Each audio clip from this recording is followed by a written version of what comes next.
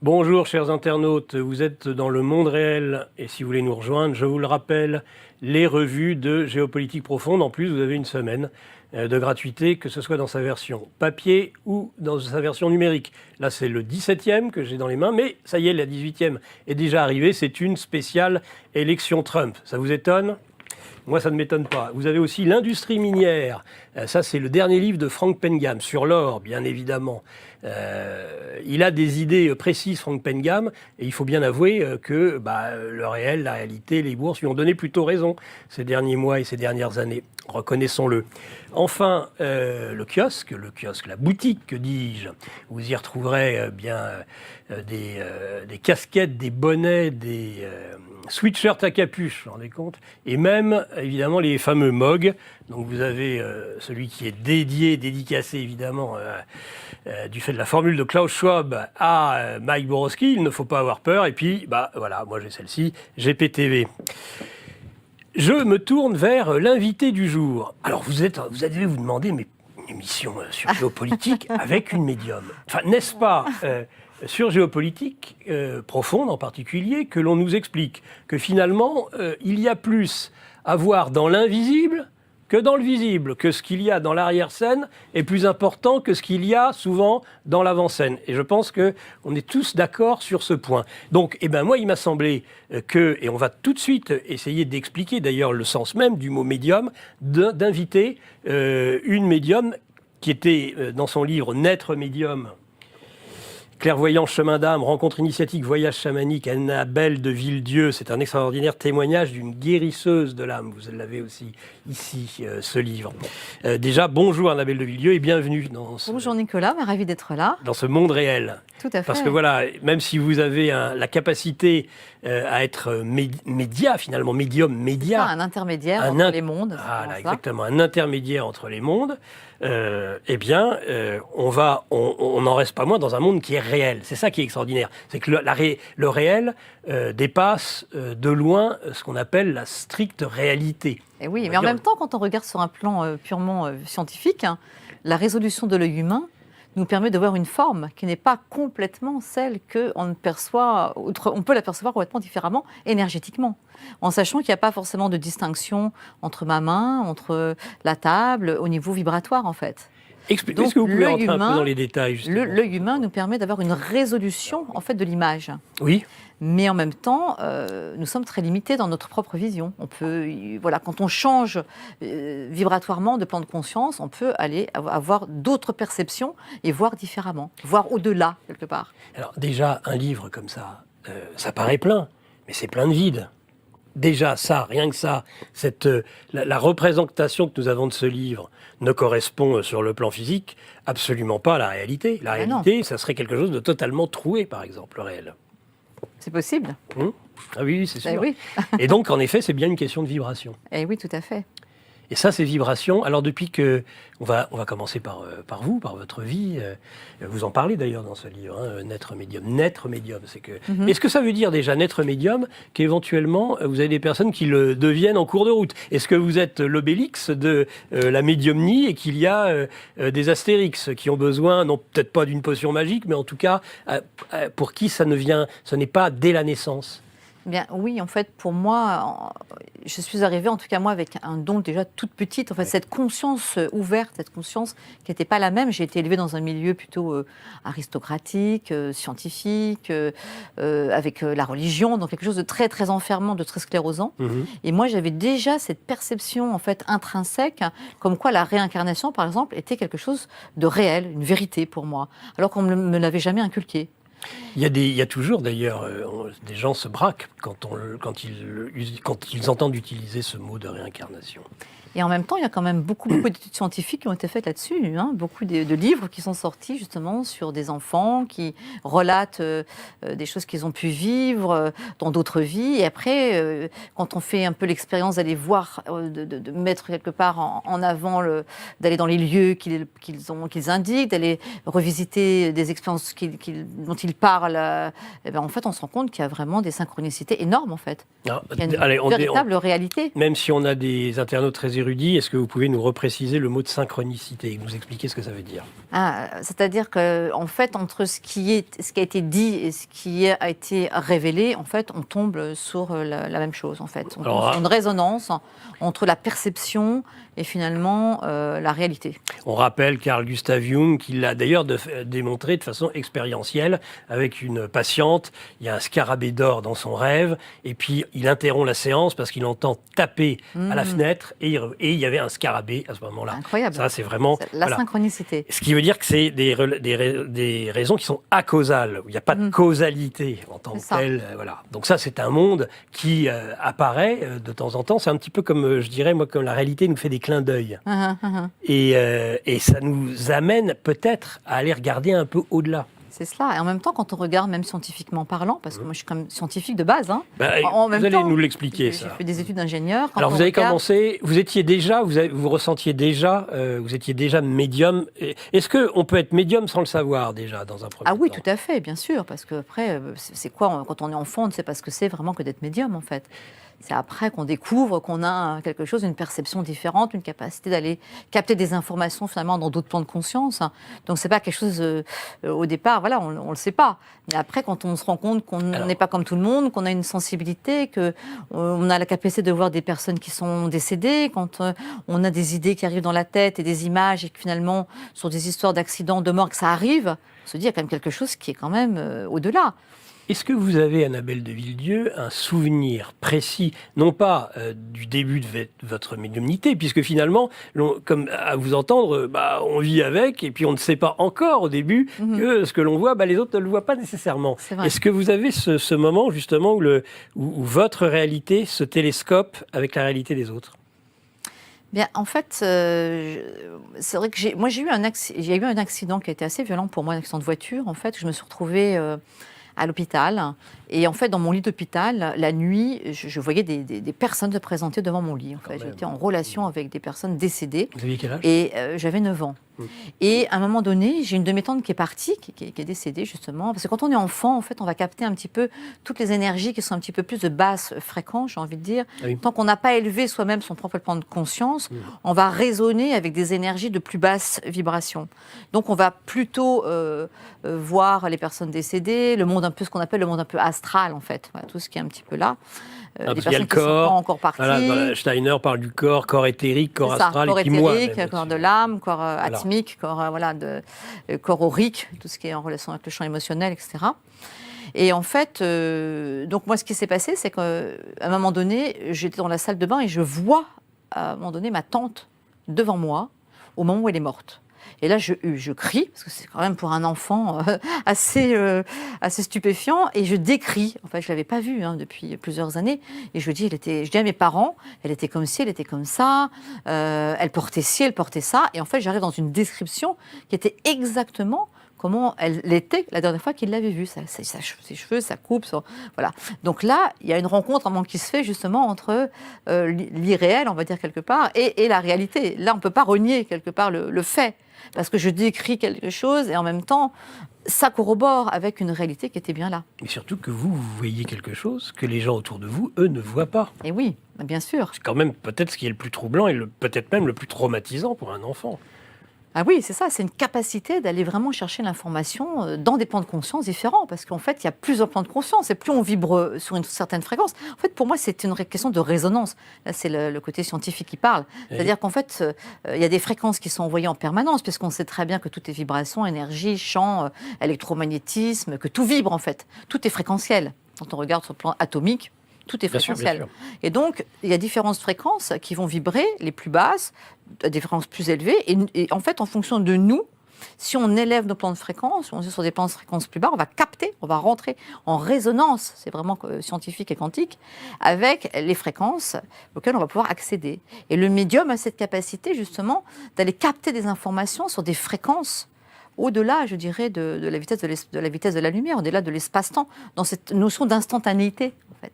de sortir quelque part de cette limitation temporelle. Je sais que vous rattachez, vous avez parlé de religion sclérosante, mais néanmoins vous vous attachez, je crois, à une foi, puisque si je me suis bien renseigné, votre foi, entre autres, s'attache au cœur immaculé du Christ. Oui, parce que en fait, j'étais moi baignée dans cette espèce d'énergie, on va dire un peu d'amour, de cœur en fait, parce que déjà l'enfant, il est très relié à cette dimension du cœur et moi, j'avais cette connexion très forte avec la nature, avec les animaux, avec la vie, toute petite. J'étais dans cette ouverture-là, parce que plus on ouvre le cœur, en effet, parce que le cœur, c'est vraiment celui qui nous permet aussi, la guérison ne se passe qu'à travers cette porte du cœur. D'ailleurs, c'est fréquentiel, le cœur aussi. Et à partir de là, quand on ouvre, on a des perceptions.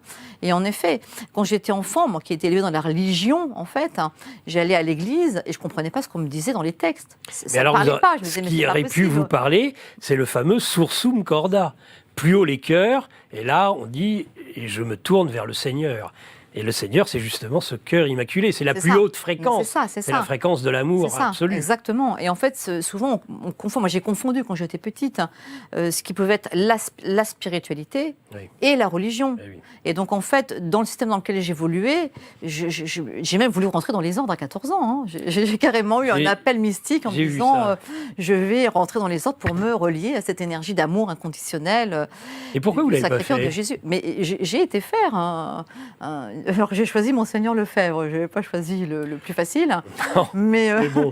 Et du coup, vous avez une messe en latin pour le coup. Voilà, oui, mais alors quand j'ai exprimé que j'étais médium et que j'avais des dons et des perceptions, alors là, c'était la catastrophe. Oui, là, je crains que et là, on m'a dit, va des rétro Satanas, surtout pas. Voilà.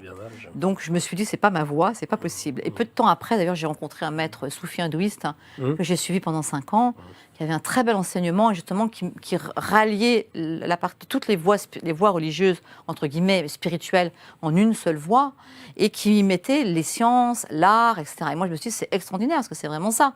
C'est tout relié, rien n'est dissocié, finalement. Et en fait, c'était extraordinaire de pouvoir avoir cet enseignement. Et moi, ça m'a parlé, et je l'ai suivi. Après, moi, je suis un peu un électron libre, c'est-à-dire que j'expérimente, je suis une expérimentatrice de la vie, j'aime expérimenter beaucoup d'univers, et en même temps, je ne m'attache pas. C'est-à-dire que j'en fais ce qui est important, je prends l'information qui est importante pour moi, et après je fais mon propre chemin avec ça. Et je vais expérimenter d'autres choses, et voilà. Et je pense que, voilà, il y a cette conscience, pour moi, il y a vraiment une conscience supérieure, en fait, auquel tout le monde peut avoir accès, mais que toutes les personnes n'y ont pas forcément accès. Et en fait, il faut élever son niveau énergétique, c'est ça. Son niveau de conscience, et puis le médium a même cette capacité d'ouverture, en fait. C'est pour ça que je parle quand même d'un don médiumnique. C'est comme tout. Parce que moi, je vois beaucoup de bouquins qui disent on est tous médiums. Alors, je dis non. En puissance. Voilà, en puissance. On a tous une capacité médiumnique. Mais on n'est pas tous médiums. C'est comme si on disait on est tous des grands pâtissiers. Non. Il y a des personnes qui vont prendre un livre de cuisine, qui n'arriveront jamais à faire une recette. Et il y en a avec l'intuitif qui arriveront à faire quelque chose d'extraordinaire. Et encore, dans la pâtisserie, c'est compliqué d'être intuitif. C'est plus dans le salé et dans la cuisine. Oui, voilà. Mais après, voilà, on peut avoir cette notion d'intuitif. Il faut souvent appliquer la règle stricte en ça. pâtisserie, vous savez. Dites-moi, parce que quand on est enfant et qu'on est justement ce qui vous ouvre vous coupe. Ce qui vous ouvre à d'autres mondes vous coupe finalement à votre entourage. Et là, vos compagnons, ceux avec qui vous allez finalement plus communiquer, ça va en être même envahissant, ce sont justement les animaux. Est-ce que vous pouvez nous expliquer cette expérience enfant avec les animaux ? Oui, parce qu'en fait, quand il y a cette hypersensibilité, qui est l'hypersensibilité médiumnique, il y a vraiment une empathie excessivement profonde avec le reste du monde. Et en fait, les animaux, pour moi, sont des êtres qui sont dans une pureté originelle, quelque part. Il y a un cœur ouvert, les animaux restent dans quelque chose de pur. Et ils nous révèlent d'ailleurs à notre propre pureté intérieure. Et moi, quand j'étais en relation avec les animaux, en effet, il y avait quelque chose qui m'ouvrait, qui me remettait dans cette pureté originelle. Et j'avais une connexion très forte avec eux. Je ressentais tout. D'ailleurs, je ressens tout quand la souffrance animale, mais insupportable. C'est-à-dire que je suis tellement dans cette reliance avec eux que quand je vois un animal souffrir, ça me fait mal. comme quand je prends une photo d'une personne qui est décédée d'une certaine façon, et je vais ressentir dans mon corps, ça va jusque-là, la façon dont elle est morte. Donc je peux avoir une sensation d'étouffement, je peux avoir une sensation de quelque chose d'une douleur dans le dos. Donc je ressens vraiment profondément. Parce que quand on a cette perception, il y a une hyper-empathie, ça c'est évident. Et qui n'est pas facile et les animaux sont très empathiques, justement. Mais bien sûr, mais voilà. Donc on se relie dans cette espèce de conscience. Vous savez, dans les 3 cerveaux, on parle du cerveau reptilien, du cerveau justement animal, c'est lui qui est empathique, et puis le cerveau rationnel qui est là par contre, est le propre de l'homme. Mais avec des neurones miroirs, et c'est avec ces neurones miroirs qu'on peut vivre finalement, et qu'on voit combien on est un, parce qu'on vit justement. Et alors on le vit, c'est important je crois, dans son corps. Est-ce que vous pouvez préciser ? En disant, j'en souffre dans mon corps finalement. Oui, ce que je ressens. Je ressens dans ma chair en fait, puisque l'information en même temps, après, elle arrive au niveau du cerveau et puis elle prend forme dans la matière. Hein, voilà, donc ça va jusque-là. Et dans la médiumnité, moi c'est pareil, je vais capter des informations qui vont, moi je suis clairvoyante, donc qui vont se mettre en forme sous forme d'images. Alors qu'est-ce que ça veut dire clairvoyant ? Bien, en fait, il y a plusieurs façons de ressentir les informations, les perceptions. Enfin, en tout cas, il y a plusieurs façons de les canaliser, on va dire, de les retranscrire. Donc, il y a le médium clairvoyant, donc moi, c'est mon cas. Oui. Donc, quand je reçois une information d'autres plans de conscience, quand je me connecte au champ d'information de la personne, que je vais recevoir des informations, eh bien, je vais avoir l'information sous forme d'image. C'est comme si je me promenais avec une caméra, par exemple, dans un lieu, et que je pouvais bouger, regarder par terre, dire tiens, par terre, je vois une maison où il y a du parquet, je vois des arbres par la fenêtre. Donc c'est comme si je voyageais en fait, à travers l'espace, et en même temps je vais ressentir que le lieu est peut-être un peu chargé, qu'il y a peut-être une personne là qui est malade ou quelqu'un qui habitait là. Donc c'est très très précis. Donc ça c'est vraiment la clairvoyance. Après, le clairaudient, il va avoir l'information sous forme de j'entends. Ça peut être des voix, ça peut être... Alors moi, parfois, j'ai ça, mais c'est plus comme des informations qui arrivent, en fait. Oui. Comme si j'entendais. Mais je n'ai pas l'audible clair. C'est-à-dire qu'il y a des personnes qui peuvent avoir vraiment des voix, qui entendent des perceptions. Après, pour moi, il y a le médium spirit. Parce que sous le nom de médium, on met souvent l'idée que le médium, c'est celui qui est en contact avec les morts. Oui. Donc moi, je vais... Enfin, le monde de l'invisible, en tout cas. Voilà, mais je suis plus vaste que ça. D'accord. Parce que pour moi, le médium, c'est l'intermédiaire, et que l'intermédiaire, un artiste peut être un médium, voilà, un chanteur, le médium, quelque part, c'est vraiment cet intermédiaire. Le chaman est un médium, cet intermédiaire entre les mondes qui guérit, qui soigne.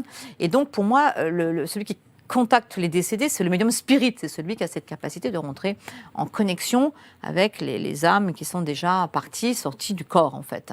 Alors, quand on parle de chaman, tout de suite, on se dit, oh là là, il y a des drogues derrière, il y a des moyens d'accéder finalement à ce que ce soit une clairvoyance, une clairaudience ou l'aspect spirit. Vous avez, Annabelle de Villieu, est-ce que vous avez reçu des enseignements de type chamanique ? Tout à fait, j'ai expérimenté le chamanisme un peu sous toutes ses formes. J'ai fait 30 ans de chamanisme. Ah oui, quand même. Oui, c'est une voie qui m'a appelée assez jeune. Parce que justement, avec ces visions, ces perceptions, je pense que j'ai été... Et puis cette connexion avec la nature que j'avais quand j'étais petite, il y avait un aspect chamanique déjà chez moi. Mais alors lesquels chamans ? Parce que vous en avez un peu partout, si j'ai bien compris, en Amérique latine, en Afrique, en Sibérie. Et le chamanisme m'a appelé très jeune, quand j'ai rencontré à l'époque Aigle Bleu, qui venait pour la première fois en France. Je ne sais pas qui c'est. Voilà, c'est un chaman d'Amérique du Nord et qui venait pour la première fois en France. Et du coup, j'ai expérimenté mes premières expériences avec le tambour et les voyages au tambour avec Aigle Bleu.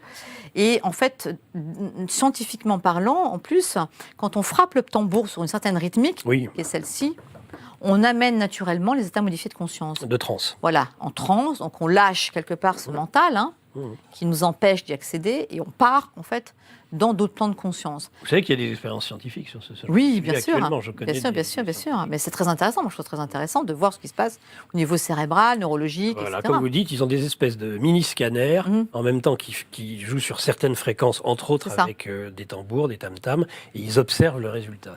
C'est absolument phénoménal. Oui. Et on peut aller donc très profondément dans les structures, justement, dans les voyages, dans les d'autres plans de conscience. Est-ce que c'est pas dangereux ? Alors, moi, ce qui est important de dire, en fait, par rapport à ces voyages, parce que, je vais répondre à la question, j'ai expérimenté quand même beaucoup de voies chamaniques. C'est-à-dire qu'on a l'Amérique du Sud, c'est plus les voyages avec les tambours. L'Amérique du Nord, pardon. L'Amérique du Sud, on va être plus avec les plantes chamaniques. Oui, ben voilà. Le San Pedro, enfin toutes ces plantes. En Afrique aussi, d'ailleurs. Le voyage, les bogas en Afrique. Et après, il y a aussi le chamanisme mongol, où là, ils vont incorporer vraiment des esprits des ancêtres, des entités. Bon, c'est pas toujours des énergies très, très hautes. Ouais. En fait, c'est-à-dire que chaque culture, finalement, a sa propre façon d'accéder aux états de transe et à cet invisible. À cet invisible, c'est ça. Et en même temps, où est le visible et l'invisible? Alors, il n'est peut-être pas le même pour vous et pour moi, parce que moi, je tiens à vous dire, je ne vois rien et je n'entends rien. Donc, oui, alors ce qui est important de dire, c'est que dans les voyages chamaniques, moi j'ai expérimenté aussi les voyages avec les plantes chamaniques. Je suis allée dans la jungle amazonienne, j'ai été au Pérou plusieurs fois. Un esprit aventureux. Oui, mais en fait, je pense que je ne peux pas transmettre ce que je n'ai pas moi-même vécu. Parce que je reste quelque part dans un mental.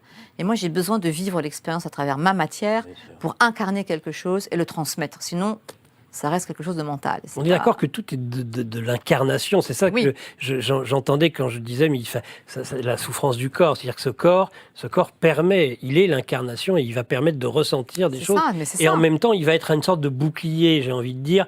Et je dirais, profitons de notre corps tant qu'on l'a. Parce qu'une fois qu'on est de l'autre côté, on prend le truc en pleine figure. Il n'y a même plus de corps comme intermédiaire. Non, c'est-à-dire que le corps nous permet de vivre l'expérience de cette incarnation. Voilà. Et pour moi, la véritable spiritualité, c'est d'incarner cette conscience supérieure dans notre matière. C'est pas de vouloir sortir de son corps en étant dans des espèces de fuite, finalement, de la réalité. C'est d'incarner cette conscience dans nos cellules, dans notre ADN, dans nos corps. C'est ça, pour moi, la véritable spiritualité. C'est de s'aligner, quelque part, avec qui nous sommes dans notre être, dans notre corps, dans notre âme, dans notre cœur, avec cette conscience et être simplement dans cette dimension qui prend place. Et le corps, c'est une expérience extraordinaire. En effet, il nous permet de toucher, de ressentir, de vibrer. C'est vraiment une très belle expérience, la corporalité. Oui. Et il faut en profiter parce qu'elle ne dure pas si longtemps que ça. Tout à fait. Voilà. Alors, et juste pour venir faire pour le travail chamanique, ce qui est très important pour moi, en effet, parce qu'on posait la question, est-ce que ça peut être dangereux? Oui, ça peut être dangereux. Ouais. Et c'est important d'être accompagné véritablement, correctement, par quelqu'un qui sait faire. Parce qu'aujourd'hui, on est quand même dans un monde où je vois, moi, beaucoup de commerce au niveau, justement, des plantes chamaniques, des voyages, puisque les gens sont en quête aussi. On est toujours en quête d'aller chercher plus loin que soi, de capter d'autres, de voyager dans les espaces, etc. Il y a des apprentis sorciers. Et voilà, il y en a beaucoup. Et en fait, un voyage avec l'ayahuasca mal accompagné, on peut mourir, il faut le savoir. Donc, c'est très important que ce soit très bien accompagné, que la personne ramène, et sache gérer la situation. Ça, c'est très, très important. Après, il y a beaucoup d'études scientifiques qui sont faites aussi avec la MDMA, par exemple, aux États-Unis, où on se rend compte qu'il y a certaines substances, quand elles sont prises en thérapeutique, font carrément des reconnexions au niveau des neurones.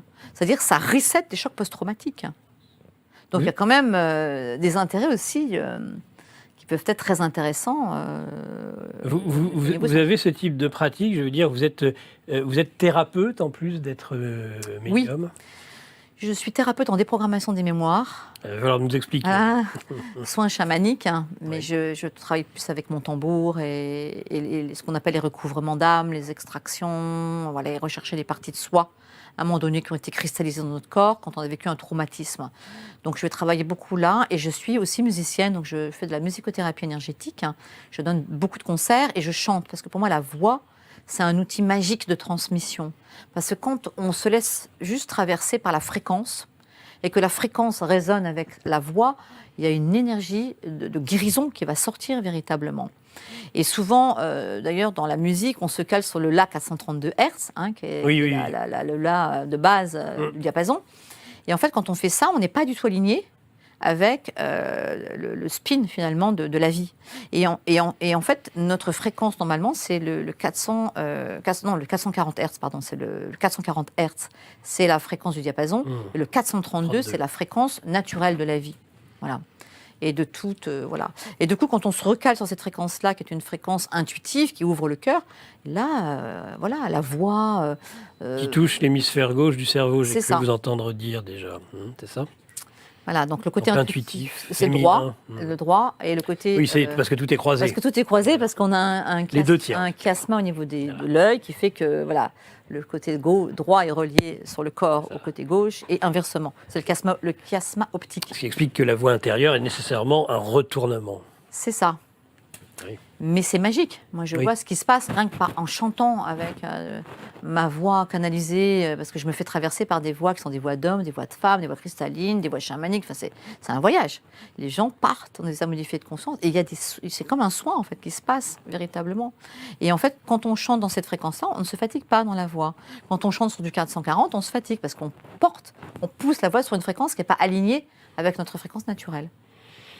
En musicothérapie, évidemment, vous avez enseigné, vous avez connu, j'imagine, l'enseignement de gens comme Tomatis et autres. Bon, ça, c'est les plus connus. Mais ça, je crois qu'on va bien au-delà aujourd'hui, non? Ah ben oui, tout à fait, bien sûr, bien sûr. Surtout que chez Tomatis, je ne crois pas qu'il y avait cet aspect médiumnique. C'est ça, de toute façon, on revient dans cette fréquence, dans cette connexion à plus grand que soi, à cette conscience universelle, quelque part. Pour moi, je pense qu'on n'invente rien. Je pense qu'il y a une conscience universelle où tout est. Et que juste, on reçoit les informations qui nous sont données peut-être par goutte, quelque part, parce que qu'est-ce qu'on en ferait dans la conscience humaine aujourd'hui qui n'est pas très élevée. Et d'ailleurs, Einstein avait toutes ces formules mathématiques, il les avait la nuit, en fait, en intuitif. Et beaucoup de formules, d'ailleurs, scientifiques ont été déjà posées intuitivement avant d'être prouvées scientifiquement. Ouais. Donc l'intuitif, il est quand même... il est là. Et je pense, d'ailleurs, quand on regarde, finalement, tous les films qui ont pu être faits comme ça, quand on voit la fin du monde, les inondations, enfin, des choses qu'on peut voir même sur l'IA, des films qu'on voyait il y a je ne sais pas combien de temps, je pense qu'en fait, on n'invente rien. Je pense que c'est juste des informations qu'on va recevoir à un moment donné et qui font partie, en fait, de quelque chose qui va certainement arriver à un moment donné. Je pense que, pour moi, tout est quelque part. Oui, bien sûr. Oui. Mais et d'ailleurs, on peut se poser la question, où est stockée toute cette mémoire? Les fameux clouds c'est une grande question. Est décédé dernièrement quelqu'un que je respectais beaucoup, le professeur Marc-Henri. Lui parlait de la mémoire de l'eau, mais il ne parlait pas tant de la mémoire de l'eau. D'ailleurs, il disait que c'était dans le vide, que les choses étaient mémorisées, justement, et non dans l'eau en tant que telle. Oui, c'est ça. Et il y a même des expériences qui ont été faites avec...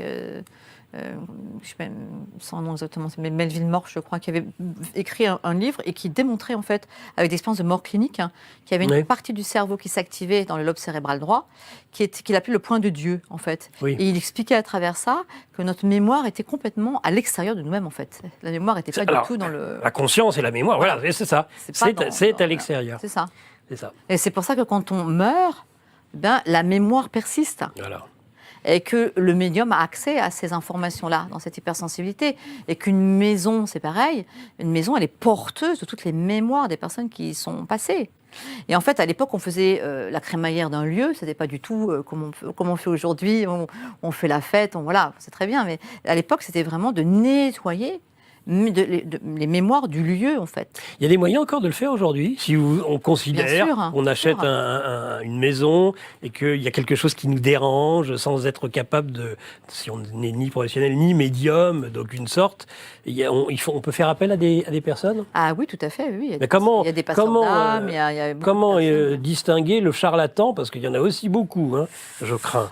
C'est sûr qu'aujourd'hui, on est dans un monde où, je dirais quand même que le développement personnel, entre guillemets, est devenu quand même quelque chose de très commercial. Donc ça fleurit dans tous les sens et on voit des personnes un peu qui font tout et n'importe quoi, c'est clair. 3 formations, ils sont thérapeutes, ils font un tambour, ils sont chamans.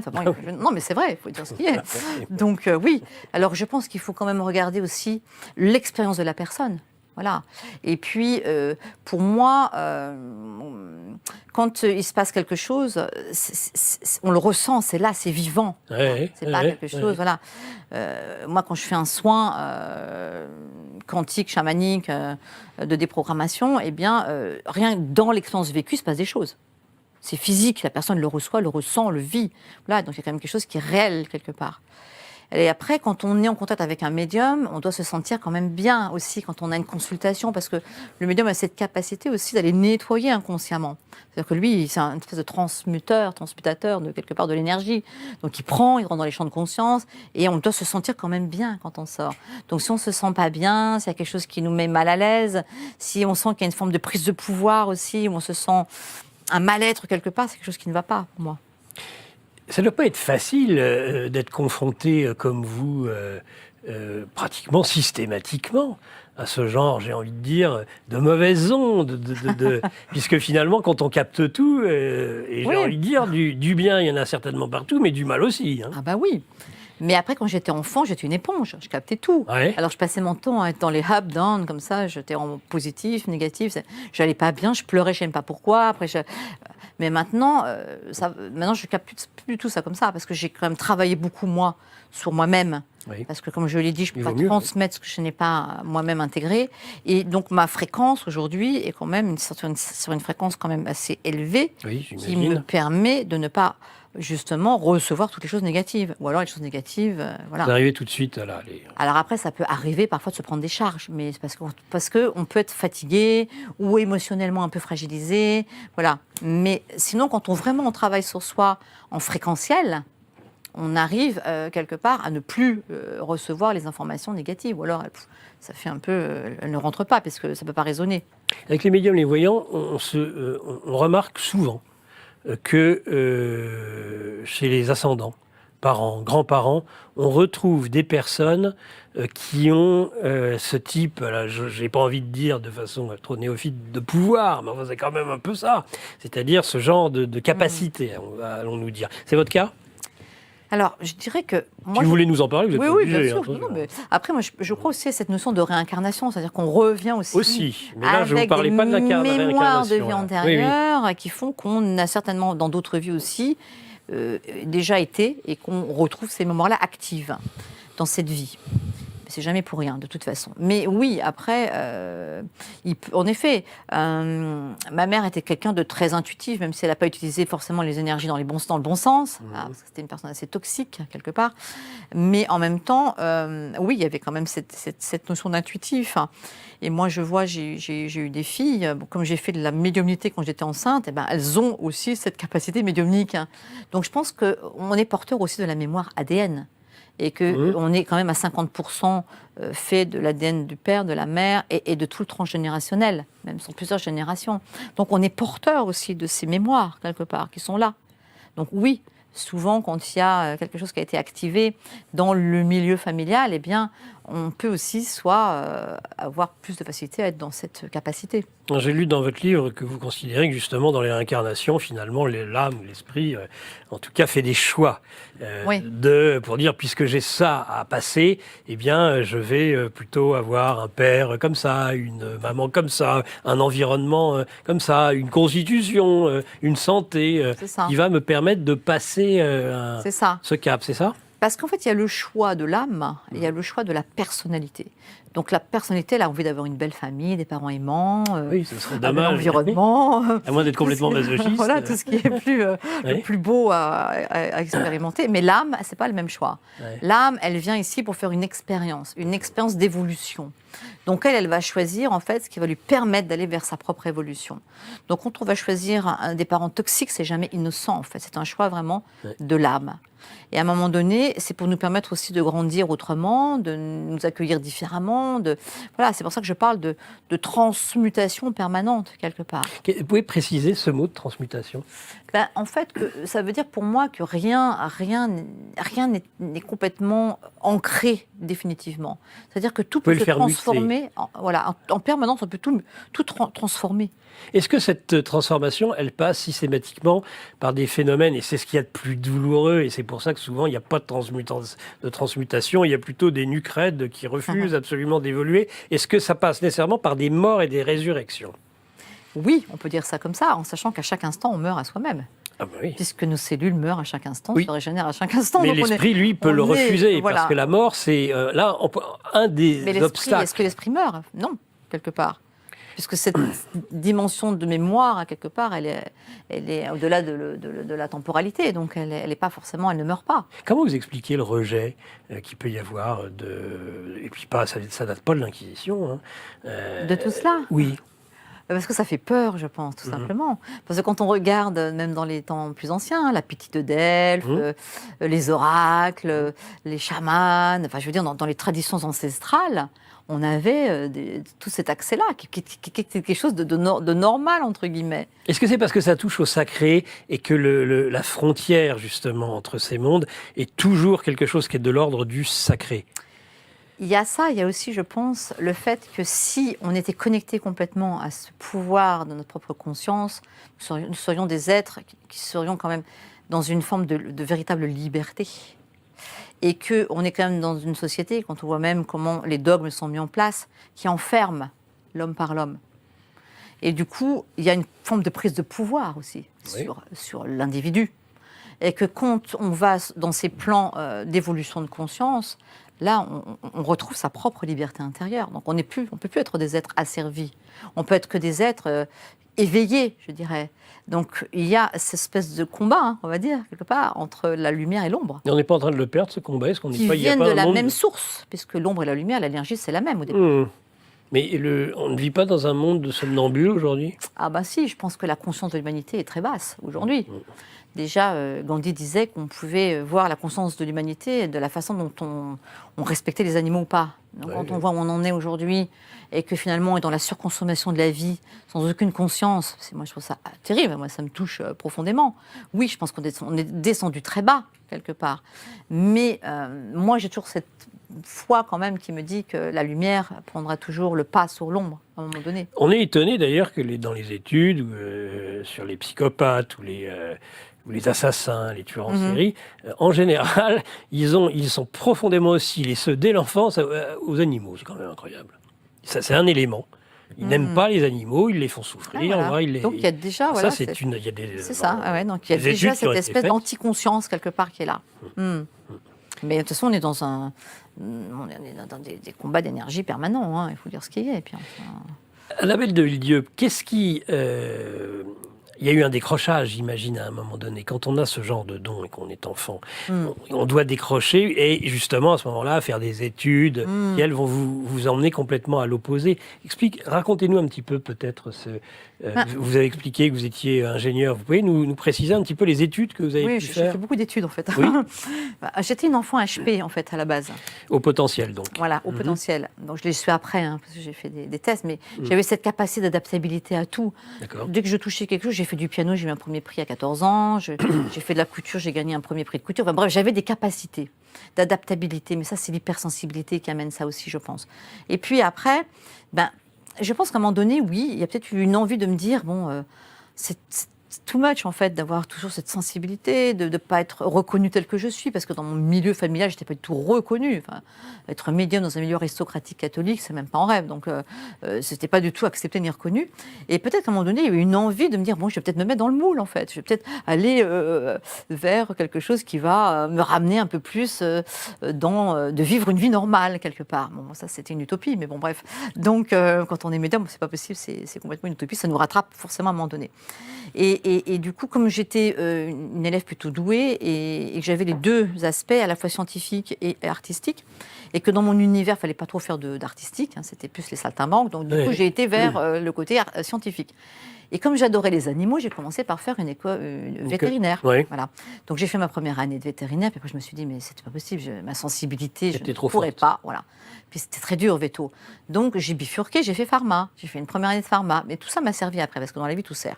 Et après, j'ai fait ma deuxième année. Alors, la première année était passionnante, hein, la génie génétique, la biologie cellulaire. Moi, j'adorais, c'est super intéressant. Puis après, deuxième année, les dilutions, les trucs, je dis, non, c'est pas pour moi.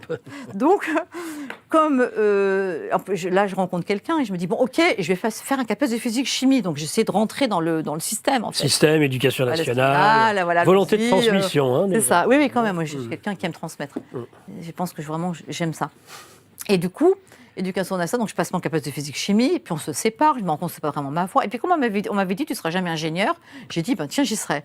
Donc, avec ce que j'avais, j'ai eu une équivalent. Je suis passée en école d'ingénieur à Reims. Et dans quel domaine? Ingénieur en matériaux. industrie aéronautique. Ouais. Je travaillais un peu dans cet univers-là, D'accord. qui a été terrible pour moi, parce qu'en fait, c'est un milieu d'hommes, hyper dur, voilà, comme j'étais une femme plutôt mignonne. Oui, il n'y a pas beaucoup de j'étais pas femmes du tout, dans l'aéronautique. non, j'étais enfin, pas dans du l'aéronautique tout de considérée l'ingénierie. pas plus que ça. Enfin, bref. Et puis jusqu'au jour où on me propose un poste dans l'industrie automobile, donc j'arrête, je donne ma démission, et ça se passe très mal avec la personne. Et là, je me retrouve sans rien. C'est-à-dire le virer en période d'essai, parce que c'est avec cet homme, ça s'est très mal passé. Je me suis retrouvée sans rien. Là, je me suis dit, non, c'est fini, je ne retournerai pas dans cette industrie aéronautique. Je vais aller faire des études artistiques, parce qu'en fait, j'aime la créativité. Mais avant cela, vous aviez toujours ces voyances Toujours. Toujours, en fait. À 9 ans, j'avais déjà fait mon jeu de cartes, en fait.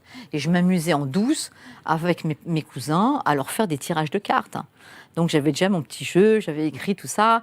Et puis, alors, je me suis amusée, mais alors ça, aujourd'hui, je dis, c'est surtout pas à faire du spiritisme. Ça m'amusait beaucoup, moi. Alors, donc, pourquoi il y avait un château familial, donc il y avait des guéridons, donc on se retrouvait la nuit. Parce que quand on est gamin, qui ne l'a pas fait, qui n'a pas au moins essayé de faire... C'était très drôle de s'amuser à ça. Et puis, après, alors moi, on me rejetait toujours, parce qu'on disait, à cause de toi, ça ne va pas marcher. Et ça ne marchait jamais. Je veux dire que j'ai jamais pu même voir et constater genre. Voilà, mais quand il y a un médium qui est là, ça active quand même les choses. Alors, voilà, mais il ne devait pas y en avoir. Ça active. Et après, j'ai même monté, parce que j'ai fait de la pension. On m'a mis en pension, j'avais 11 ans, quand même, c'était très dur. La Légion d'honneur, il fallait me cadrer, parce que justement, ça faisait très peur, mon don de médium. Donc, il fallait surtout me remettre dans le droit chemin. Ah, on vous a envoyé à la Légion d'honneur. Oui, tout à fait. J'ai fait la maison d'éducation, la Légion d'honneur. Bon, et du coup, je me suis amusée à monter un club de spiritisme.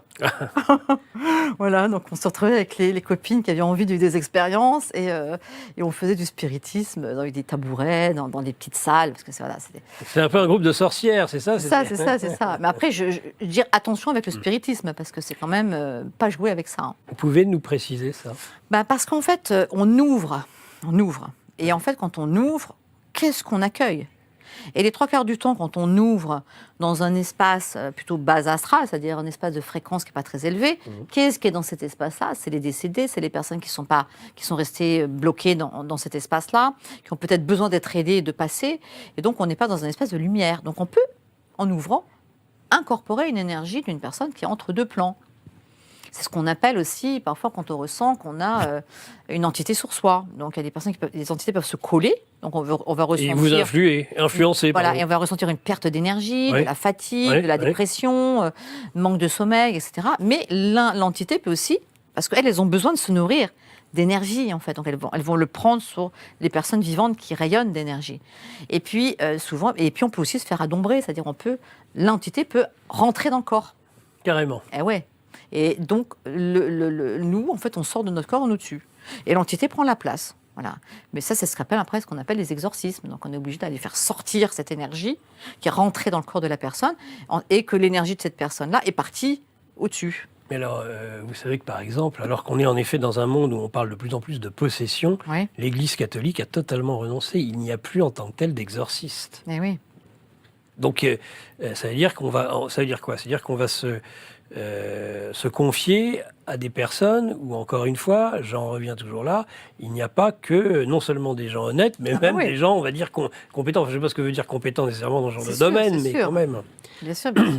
Ben oui. Donc on est un peu livré à nous-mêmes. C'est pour ça, c'est une des raisons de ce livre, justement. En fait, moi, j'ai voulu transmettre une expérience, en fait, pour expliquer qu'en effet... tout était possible dans la vie, mais que ça doit vraiment passer aussi par quelque chose qui traverse la corporalité, en fait. C'est pas uniquement de parler, voilà. C'est un livre de transmission. Il y a beaucoup d'outils, en fait, beaucoup d'outils de compréhension aussi à travers mon chemin initiatique qui n'a pas été facile, et d'outils de compréhension pour se rencontrer, pour les libérer, parce que c'est ça le chemin de l'âme, c'est d'aller libérer en fait tout ce que nous portons, que ce soit dans nos mémoires transgénérationnelles, nos mémoires karmiques, nos mémoires de la petite enfance, qui est un espace hyper important de la construction psycho-émotionnelle. Parce qu'entre 0 et 7 ans, tout notre champ psycho-émotionnel se construit, en fait. Et l'enfant, lui, d'ailleurs, l'enfant n'est pas identifié aux émotions. Après, quand on est adulte, on est identifié, on devient la peur, on devient la tristesse, on est complètement identifié à ça, on le fige dans notre système. Mais l'enfant, il traverse. L'enfant, il rit, après il pleure, après il est en colère, après il traverse les émotions. Et lui, jusqu'à 7 ans, il est complètement relié au champ émotionnel de ses parents. C'est-à-dire qu'en fait, s'il reçoit pas suffisamment d'amour, de sécurité, de reconnaissance, de présence, de douceur, de tendresse, eh ben, il va se construire avec un manquement et il va mettre en place des mécanismes de survie dans son système. Voilà. Et ces mécanismes de survie nous empêchent fondamentalement d'être liés à qui nous sommes véritablement profondément, dans notre être, Bien dans sûr. notre âme. Bien Voilà. sûr. Et donc toutes ces constructions-là, voilà, Tout ça, il faut le déconstruire, c'est le cas de le dire, il faut pour le accéder à déconstruire. soi. C'est ça, c'est ça. On arrive avec une conscience ouverte parce que le bébé, il a la fontanelle ouverte. Oui. Il est complètement relié, connecté, il reçoit les informations. Et après, on nous met dans un espèce de système. Tu dois faire comme ci, tu dois faire comme ça, tu n'as pas le droit de ça, tais-toi, dis pas ça. Là, ça se fait pas, ça se dit pas. Claque, une claque. Donc tout ça, ça met des cristallisations dans le système, des énergies de mort interne, des énergies de peur. Et donc notre cerveau reptilien nous met en protection, tout simplement. Et en fait, du coup, après, c'est de déconstruire tout ça pour se retrouver soi-même. Et pour la programmation de départ, ce pourquoi on est là. Eh ben voilà, et pas c'est porter finalement les programmations stigmates, des autres. Les programmations de tout ce qu'on nous a collé sur les épaules. La Belle de Villedieu, naître médium, clairvoyant, chemin d'âme, rencontre initiatique, voyage chamanique, c'est aux éditions Animae. L'extraordinaire témoignage d'une guérisseuse de l'âme. Chers internautes, on se retrouve tout de suite après cette courte annonce.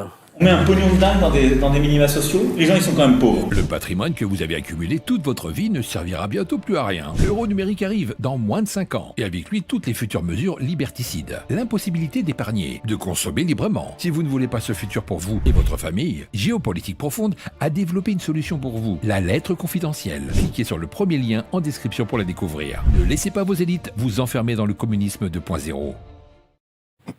Bien, chers internautes, vous êtes toujours dans ce monde réel. Nous sommes toujours dans ce monde réel, même si on est happé vers les autres mondes avec Annabelle de Villedieu.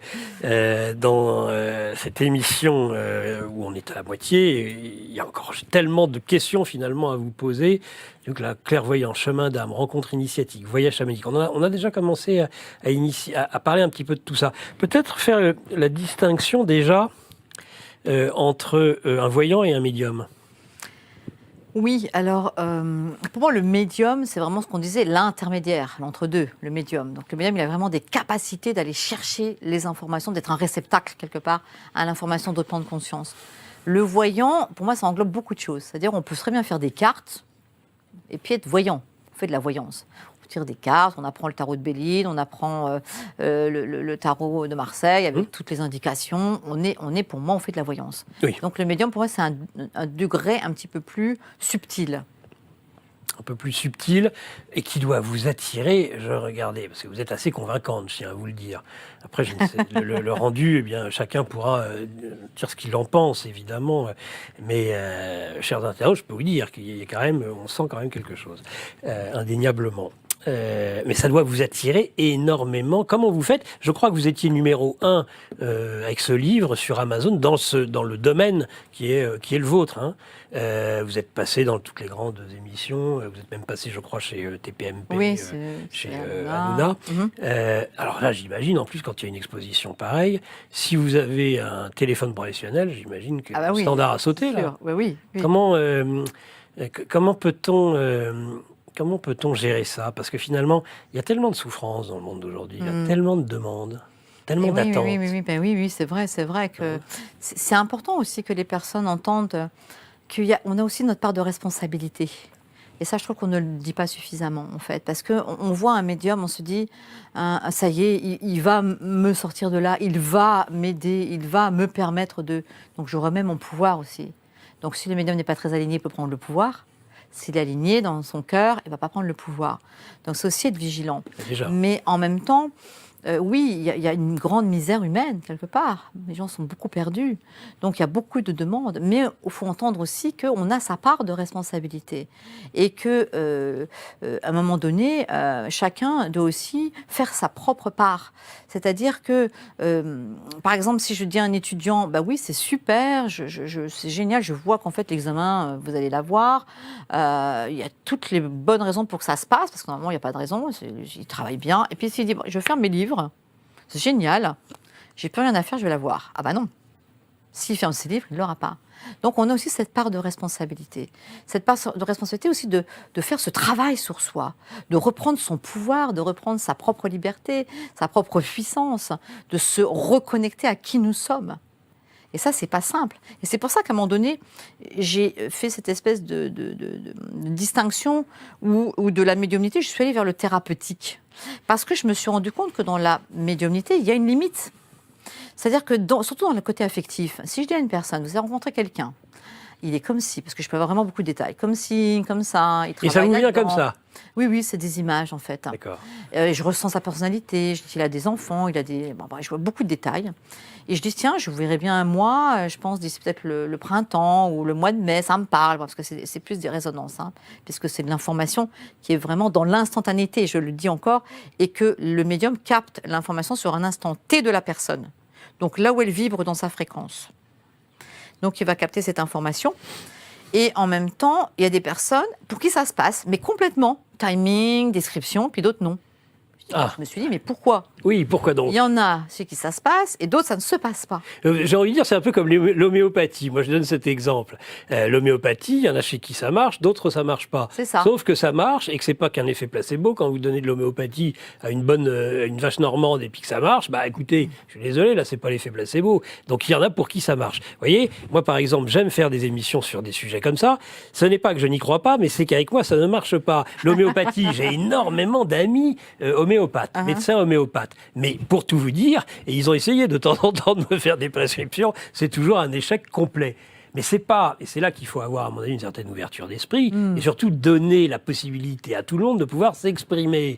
Et puis il y a ceux qui vont... mais alors, justement, pourquoi ça marche pas? Ça me passionne. Parce que nous avons notre part de responsabilité dans notre propre fréquence. C'est-à-dire que si j'ai vécu des stigmates dans mon enfance, de la violence, de la dévalorisation, de l'humiliation, je vibre une fréquence qui va faire que moi, en tant que femme, je me dis « Ah, moi j'aimerais bien attirer un homme gentil, doux, présent, construire une vie affective, etc. » Et je rencontre que des hommes qui vont être dans la manipulation. Parce qu'en fait, je vibre avec cette fréquence de mon traumatisme, de mes mémoires traumatiques qui sont actifs. D'accord? Donc, à la place d'attirer ce qui peut être vraiment bon pour moi dans mon chemin d'âme, je vais attirer ce qui vibre encore, ce que j'ai besoin de nettoyer, de libérer. Et tant que je n'aurai pas libéré ça, je vais continuer les schémas répétitifs. Tant que je n'aurai pas compris qu'à un moment donné, j'ai ma propre part de responsabilité, de nettoyer ça pour vibrer sur une autre fréquence et attirer à moi quelque chose qui va être plus aligné avec mon être et non pas ce que je porte dans mes stigmates. Sachant qu'en plus, les pervers sont des prédateurs, donc eux, ils le ressentent parfaitement. Ah ben, de toute façon, tout est fréquence. Le prédateur, il n'a pas besoin même de parler. À distance, le lion dans la jungle, il capte le troupeau de gazelles et il va se dire, tiens, celle-là, même pas en rêve, je l'aurai jamais, celle-là, je vais pouvoir la voir, il y a une faille. D'ailleurs, la nature est bien faite, il y a un équilibre. Le lion ne va pas attaquer la gazelle qui va être en pleine forme. Mais ça veut dire qu'on émet ça de notre fréquence. Et que le prédateur, en effet, capte cette information et que se dit, avec elle, je peux. On ne peut pas manipuler quelqu'un qui n'est pas manipulable, on ne peut pas intruser quelqu'un qui n'est pas intrusable, c'est impossible. C'est-à-dire qu'on porte cette énergie dans notre fréquence, qui peut être aussi... Mais on a tous des failles. De cette vie, de notre vie, de mémoire générationnelle, ça peut venir de beaucoup de... Donc qui n'a pas de faille? Tout le monde a des failles. Non, on a tous des failles. Il faut la trouver. Mais alors, vous savez qu'ils sont plus ou moins doués pour les trouver. Plus ou moins, c'est ça. Et puis après, on a notre chemin d'âme, et on va vivre des événements auxquels on ne pourra jamais échapper. Mais on a aussi un libre arbitre. C'est-à-dire que tout n'est pas écrit. Puisque la médiumnité se fait sur l'instant T. Donc si je change ma fréquence, je vais pouvoir vivre d'autres expériences. Et je peux faire du préventif. C'est-à-dire que si je vois, je dis à quelqu'un, tiens, une fois il y a une personne qui est venue me voir en me disant, mais Annabelle, merci, parce qu'en fait, vous avez sauvé mon mari, il aurait dû mourir. Parce qu'en fait, cette personne vient en consultation, je vois la photo de son mari, je dis, ouh là là, mon Dieu, il faut absolument que vous fassiez une consultation, je vois une problématique sur tout le bas du ventre. Donc préventif, je lui dis, faites une consultation, allez voir Cette personne est allée voir et en effet, il s'est avéré qu'il y avait une problématique qui a été prise tout de suite Oui. et que si ça avait traîné, il ne C'était- serait plus là. Donc on peut aussi faire du préventif. Donc c'est ça qu'on peut changer les choses de notre part de responsabilité. Et non, mais ça j'entends, mais c'était pas ça. Moi, Ouais. c'est ça la responsabilité. J'ai envie de dire la responsabilité de l'humanité, du monde occidental, par rapport à la crise sanitaire. Comment avons-nous pu nous faire dompter par des énergies si faibles? Mais oui. Il fallait-il que on monte un octave ou Pourquoi? plusieurs? Parce qu'on a joué sur la peur. Oui. On a joué sur le cerveau reptilien. Mhm. Donc quand on joue sur la peur, on active le cerveau reptilien et là on est dans les mécanismes de survie. La fuite, la soumission, la sidération, etc. Donc ça a été très bien mené l'histoire. Ah oui, ça c'est sûr. Ça c'est certain. Moi, je voulais revenir plutôt, Annabelle, aux échecs dans la vision, qu'elle soit même négative, c'est-à-dire quand vous vous plantez, tout simplement, pour dire les choses vulgairement. Bien Comment, sûr. comment vous l'expliquez?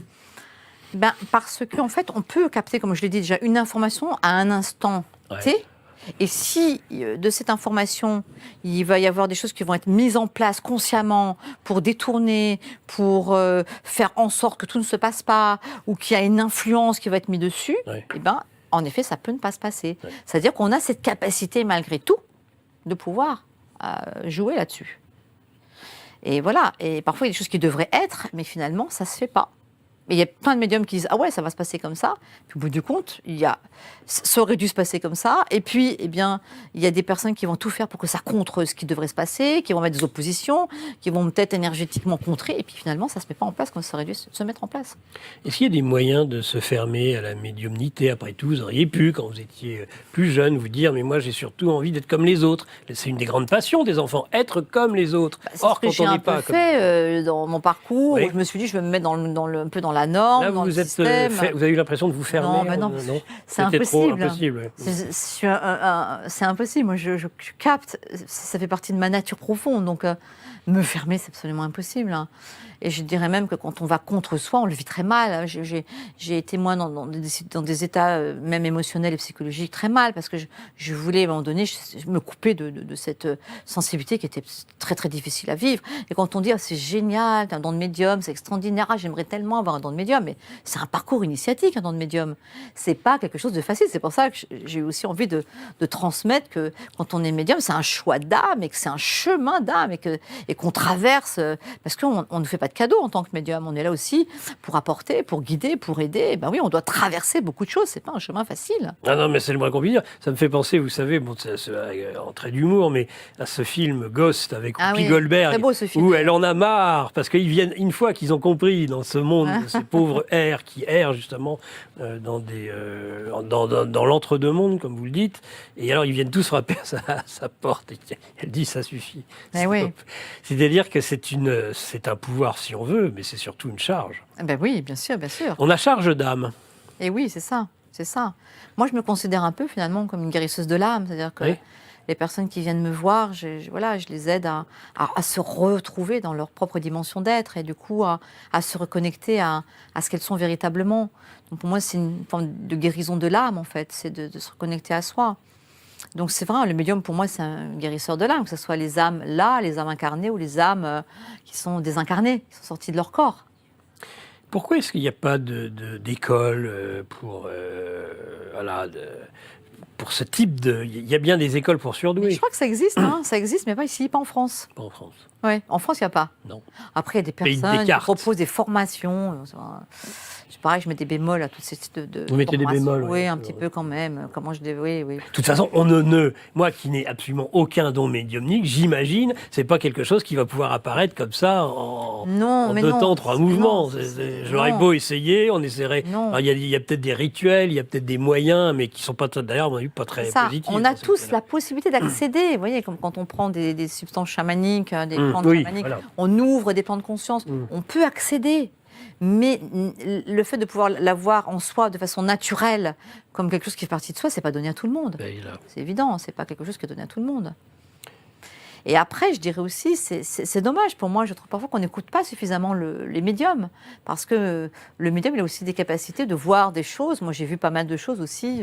J'avais quand même annoncé le tsunami au Japon 3 mois avant, sur 2 chaînes de télé. Et en fait, on se dit, mais pourquoi finalement on ne tient pas compte de ce que disent vraiment les médiums quand on voit des choses comme ça? Ça veut dire qu'on est quand même relié à une conscience très vaste. Conscience de la Terre, de la planète, ça va loin. Quand même. Alors justement, Annabelle de Villedieu, les médiums sont de plus en plus et ont toujours été, semble-t-il, utilisés dans des enquêtes, par exemple. C'est vrai, alors j'ai fait ce genre de choses. Alors, vous avez, de police, ouais. vous pouvez nous raconter une ou deux anecdotes sur ce sujet, peut-être, si vous n'êtes pas tenu par le secret. Oui. Alors, oui, je vais raconter une histoire qui a été... il y en a eu plus parce qu'après j'ai travaillé pour la police, parce que je capte l'énergie des lieux, de ce qui s'est passé. Quand je vais dans un lieu, que je me connecte à la mémoire du lieu, j'ai des informations. Quand je prends un objet dans la main, ce qu'on appelle la psychométrie, je ferme la main. Je me suis vouée à beaucoup d'émissions, de reportages, où moi j'y allais en me disant fais confiance. C'est-à-dire j'arrivais, il y avait la caméra et je ne savais même pas ce que j'allais faire vraiment, mais j'y allais en me disant fais confiance. Et j'ai fait des études, j'ai fait des expériences avec l'Institut Psychique International, parce qu'en tant que scientifique aussi, moi j'aime bien avoir cette espèce de rationalisation de choses. Donc je vais parler de 2 choses, je vais parler de ce que j'ai vécu comme expérience à l'Institut. Et puis, à un moment donné, on me demande de faire un reportage dans un endroit où, soi-disant, il y avait eu la personne s'était suicidée. Donc. Et on voulait voir ce que je captais, ce que je voyais dans le lieu, comment elle a pu se suicider, qu'est-ce qui s'était passé, quelle information je pouvais avoir, etc. Donc j'arrive dans cet espace, dans ce lieu. Et là, déjà, c'était une très vieille maison et je voyais un homme pendu, une énergie dans ce lieu. Et en fait, ça a été après avéré qu'il y a eu une personne qui s'était pendue dans la grange. Ah bah quand même. Et du coup, je me connecte au lieu et là, j'ai plein d'images qui viennent et je me dis, mais c'est pas possible. Mais je dis, je vois pas qu'un homme, il y a une femme à côté. Et en fait, c'est quelqu'un qui a tiré sur cet homme-là. Ce n'est pas un suicide. Ah, c'est un crime. Et je décris la femme et je vois la personne, la fille qui était là, devenir blême. Parce qu'en fait, c'était sa mère que je décrivais. Donc là, ils nous ont dit, on arrête l'émission, sortez de la maison. Ouais. Donc c'est que je ne devais pas être à côté. Donc ils ont mis toutes les caméras dehors, tout le monde dehors. Et là, ils ont dit, on ferme, on ne veut plus vous voir. On ne veut plus vous voir. Et ouais. Donc voilà. Et souvent dans les enquêtes, oui, parce qu'en fait, comme je peux cette capacité de capter l'énergie des lieux, donc s'il y a eu un meurtre dans un espace, je peux me mettre là et voir ce qui s'est passé exactement. Et puis la capacité aussi de pouvoir aussi retrouver des personnes, ça aussi. Alors les disparitions, justement, c'était la question suivante. Et on utilise aussi des médiums, des voyants, sur cet aspect-là. Oui, parce que on a cette capacité de se projeter, de projeter la conscience hors du corps. Ça, c'est très, très intéressant à entendre. Et ça, c'est quelque chose que j'ai vécu, je m'en suis rendu compte, quand j'ai fait un jour une émission, j'ai pris conscience de cela, on va dire. Quand j'ai fait une émission avec, à l'époque, Richard Cross, qui était le coach vocal des stars. Et moi, j'étais dans la voiture, et j'étais les yeux bandés, et je devais décrire, en fait, le lieu dans lequel j'allais aller, et quand j'arrivais dans le lieu, décrire le lieu, et dire, en fait, c'était de trouver l'artiste qui était là. Et quand j'étais dans la voiture, je me suis projetée, et j'étais carrément dans le lieu. Et je décrivais. Je dis, mais je vois quelque chose où il y a un rez de chaussée, une vitrine. Je vois l'intérieur du lieu, il y a un étage. J'étais dans le lieu. Ça veut dire qu'on peut projeter la conscience. Ça veut dire qu'on peut, en effet, quand on fait une recherche de quelqu'un qui est parti, on peut arriver à projeter notre conscience à l'extérieur pour aller chercher des informations, en fait, et avoir des éléments. Bien sûr, oui. Mais alors ça va très loin, parce que vous savez qu'il y a des services secrets américains, comme semble-t-il, en tout cas américains, c'est connu, emploient ce type de don chez certaines personnes, cette capacité. Un livre de l'invité que nous avons eu hier, qui était Pierre Jovanovic, justement, avec cette capacité à aller espionner de façon plus précise que ne le ferait le plus précis des satellites, par exemple, et de voir et de décrire exactement ce qui est en train de se passer, ce que la puissance adverse cherche à cacher par tous les moyens. Et je suis désolé de le dire, mais ça fonctionne. Et oui, ça Et fonctionne. ces gens-là ne sont pas des poètes, ce ne sont pas des artistes dans Non, les non, services non, secrets. non, mais oui, ça S'ils le fonctionne. font, c'est pas par hasard. Hein. Bien sûr, bien sûr. Et alors, l'aspect magnétique, électromagnétique, Oui.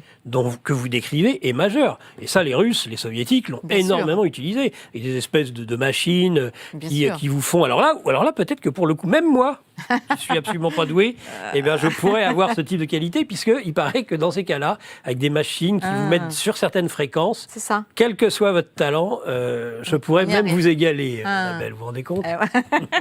Et ouais, donc ça prouve bien que tout est vibration et que c'est vraiment des capacités. C'est ça. voilà. Tout est, voilà, c'est des vibrations électromagnétiques. Et je vais juste parler quand même de l'Institut psychique international, parce que c'est un institut scientifique qui fait beaucoup d'expériences justement avec des médiums pour donner en fait une forme de crédibilité quand même à l'expérience. Ouais. Mettre de l'expérientiel dans le phénomène. Et quand je suis allée là-bas, on m'a fait faire 2 expériences. Une où j'étais dans un fauteuil assise dans une salle vide, il n'y avait rien dans cette salle.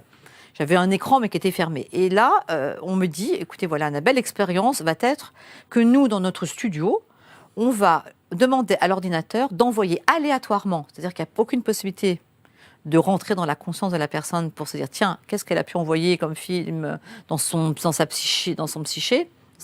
Oui. Donc, aucune information à ce niveau-là, et que l'ordinateur, lui, choisisse aléatoirement un film sur 100 films qu'il allait mettre sur l'écran. Et moi, je devais, avant que le film n'arrive, moi, qu'on me présente le film sur l'écran, dire le film qui allait arriver. Mais incroyable. Incroyable. Mais je me suis dit, waouh, c'est possible. C'est possible. Et ouais. Donc, on a cette possibilité de capter l'information avant qu'elle n'arrive. Voilà. Alors, comment est-ce possible, ça? Parce qu'en fait, je pense que oui, il y a cette capacité de rentrer dans cette espèce d'espace de l'instantané. Alors, l'instantané, c'est-à-dire quelque chose qui est encore plus vite que la vitesse de la lumière. C'est au-delà de la vitesse de la La lumière, vitesse de la lumière, c'est quand même une vitesse. où tout est. C'est-à-dire le présent, le passé, le futur. On est dans le même instant. Donc, on peut capter l'information, en fait, présent, passé, futur. Donc, on a cette capacité, en fait, d'aller chercher l'information au-delà. Donc, c'est très intéressant. Là, vous avez l'expérience de physique quantique dont vous parlez sur le spin. C'est-à-dire que vous coupez un spin en 2 et vous donnez une information à la moitié de ce spin et vous avez de façon instantanée une réaction vraiment instantanée qui, là, défie les lois. Justement, même les lois d'Einstein sur la vitesse de la lumière, puisque là, c'est de l'instantanéité. Alors ça, c'est extrêmement troublant. C'est ça. Et même une particule dans un endroit, une particule dans un autre endroit, et quand on relie les particules, il y en a une dans un impact et l'autre reçoit l'impact. C'est la même chose, c'est-à-dire oui, mais parce qu'à l'origine, c'est une seule particule, mais donc chaque partie de la particule a gardé des informations sur l'autre. C'est ça. Et là, c'est... Eh ben oui. Donc, ça pourrait aussi, on parle aussi des univers parallèles, Oui, l'univers parallèle, et puis les multivers, les fameux multivers. Ben oui.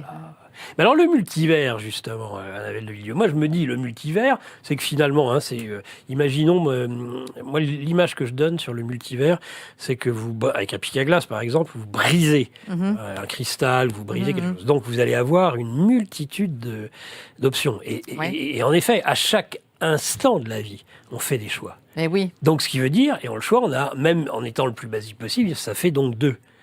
Donc à chaque fois, l'univers, vous vous rendez compte, se sépare en 2. Vous avez fait ce choix-là, mais vous auriez pu faire l'inverse.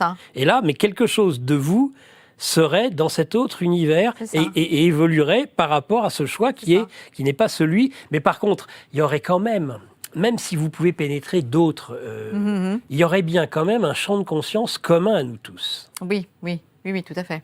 Parce que là, on se suit dans ce monde-là. Alors moi, vous avez peut-être la capacité de me voir dans d'autres mondes si j'avais fait d'autres choix à certains moments. Moi, non. Mais en tout cas, il y a quand même... vous restez là, je veux dire, vous êtes là, vous êtes pas parti de l'autre côté parce que bien sûr, mais c'est sûr. Vous voyez ce que je veux dire? Ça passe pas dans un trou... en tout cas, moi, je le vois pas comme ça. Pour passer... Donc, ce qui veut dire que, en quelque sorte, on a des choses en commun. Bien sûr, mais bien sûr. Conscience commune. Mais bien sûr. La conscience, elle est reliée. De toute façon, je veux dire, on est de la mémoire et on porte tous, quelque part, l'information. À la base, on est des êtres aussi unicellulaires. On est des êtres qui venons tous de la même source, quelque part, de la même conscience. Donc, on est forcément reliés. forcément cette Puisque vous connexion. êtes, Annabelle de Villedieu, à la fois scientifique et médium, qu'est-ce que vous pensez? Est-ce que c'est une chance ou est-ce que c'est un risque immense? Par exemple, l'intelligence artificielle. L'intelligence artificielle, on va en parler. Alors, peut-être que est-ce que je peux quand même juste terminer peut-être sur cette notion de... Vous êtes totalement libre, Oui. voilà, et On vous, va en me parler parce que répondrez à la c'est question très ensuite. intéressant. Là. Mais finissez, en fait, si vous voulez. Oui, parce qu'en fait, donc, dans l'Institut psychique international, Oui. je parlais de cela, et il y a cette deuxième expérience qui est intéressante aussi, où en fait, on me présente 4 boîtes, mais qu'on met 4 boîtes dans lesquelles sont enfermés des objets qui appartiennent à des personnalités. Et chaque personnalité a écrit un message sur son objet. Et en fait, les objets sont enfermés justement pour qu'il n'y ait aucun accès magnétique dans du coton, dans plein de matières qui font qu'il n'y a pas possibilité d'accès magnétique. Intéressant. On ne peut pas scanner, il n'y a pas un Non, scanner. On peut Parce pas... que là, on peut capter. Oui, oui. Voilà. Et donc, je choisis une boîte. Et là, je dois dire qu'est-ce qu'il y a dans la boîte. Donc, je vois, en effet, un anneau, une bague, quelque chose qui était porté, etc. Donc, je ne me trompe pas. Et ensuite, on me dit... Vous avez les 4 boîtes, là, vous avez, à chaque fois, vous voyez On ce qu'il y choisit a. une. En fait, on m'en fait choisir une. D'accord. Je mets l'objet dans ma main. On me dit, qu'est-ce que vous pensez de cet objet, qui il a appartenu, etc. Donc, je mets l'objet dans ma main et là, je pars. Donc, en fait, on peut aussi se relier à la mémoire d'un objet. Et un objet porte toute la mémoire d'une personne qui a porté cet objet. Et rentrer, finalement, dans la vie de la personne. Donc là, on peut considérer aussi qu'on rentre dans les univers, finalement. Ah oui, oui. Ça peut être... Est-ce Et que du c'est... coup, à ce moment-là, je vois, et je me retourne dans une chambre, je vois un mobilier, je vois une femme, je dis, cette bague était posée sur une table, je la décris, elle l'a portée, elle est décédée, elle l'a donnée à un homme qui la porte autour de son cou. Et donc après, C'était ce qu'il y a. on me lit le papier, j'étais dedans. Et là, une fois de plus, je me dis, waouh, je ne pensais pas que j'étais capable de Trop faire de modeste. telles expériences, en fait. Mais c'est passionnant, en fait, de pouvoir faire ces expériences. On Ça est bien apporte d'accord. aussi des éléments scientifiques à la compréhension de tout cela. Tout à fait. Et là, on peut se dire, oui, on traverse les univers, finalement.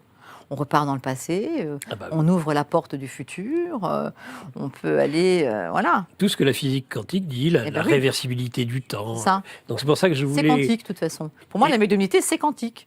Et puis, il y a avant même de parler d'intelligence artificielle dans cela, mais il y a l'ordinateur quantique. Moi, l'ordinateur quantique, j'avoue que ça m'effraie énormément.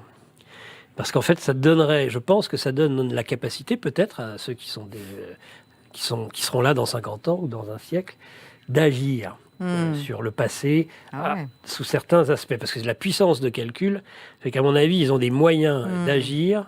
De toute façon, c'est la question des extraterrestres. Mais oui, j'y pensais, c'est marrant. J'étais juste en train de me dire, tiens, les Tiens, parce que extraterrestres. les extraterrestres, est-ce qu'ils sont vraiment extraterrestres? Est-ce que c'est pas nous qui revenons? Ça, c'est une option.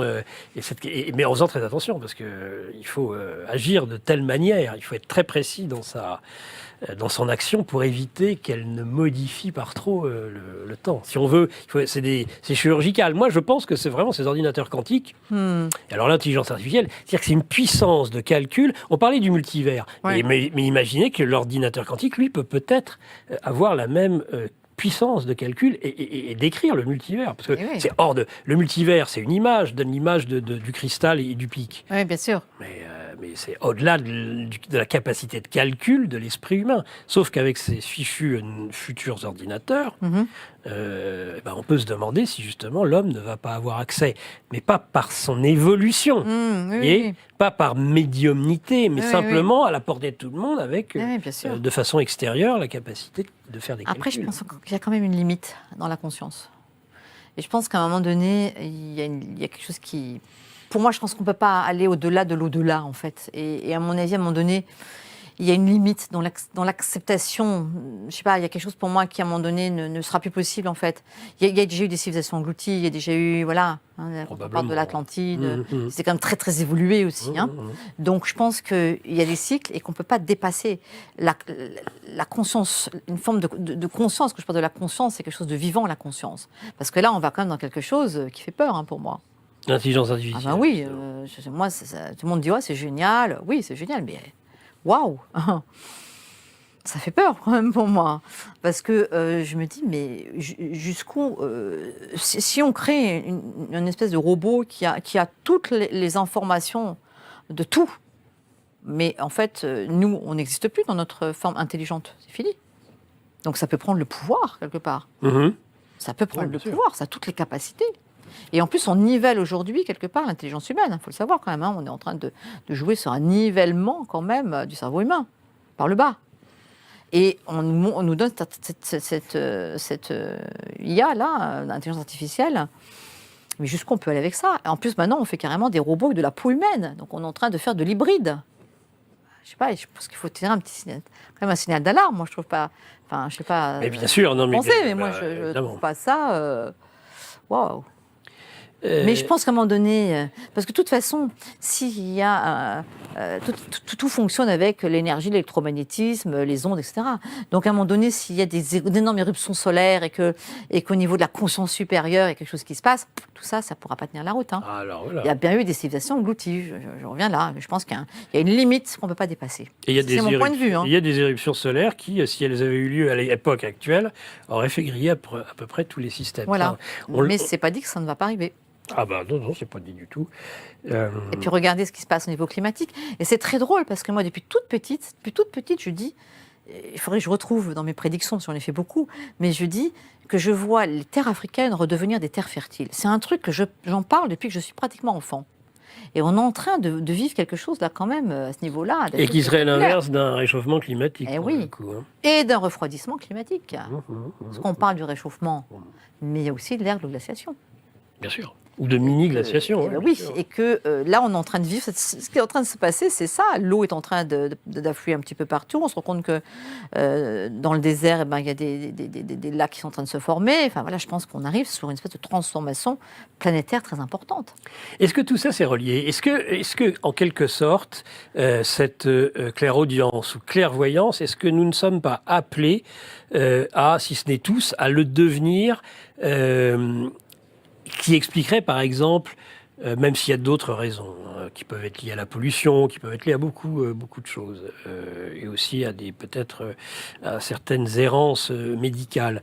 Mais l'autisme, il y a de plus en plus vous parliez de haut potentiel vous concernant, mais il y en a de plus en plus. Est-ce que l'humanité n'est pas en train d'évoluer vers ce genre de... Est-ce qu'on n'est pas appelé justement à une certaine... par exemple à la télépathie? Est-ce qu'on va... parce qu'il y a un enjeu énorme, parce que là-dedans, il y a de quoi vous aliéner. C'est en train de nous détruire. C'est en train de détruire les enfants, ça détruit les générations. On est d'accord. Est-ce que par la télépathie ou par ce genre de choses-là, eh bien, ce ne serait pas un moyen de substituer, mais qui fait qu'au lieu d'avoir par le biais extérieur, obtenir quelque chose, ne faudrait-il pas mieux se connecter pour l'avoir de l'intérieur? Mais bien sûr, tout est là. Mais je pense que dans d'autres civilisations plus antiques, la télépathie existait profondément.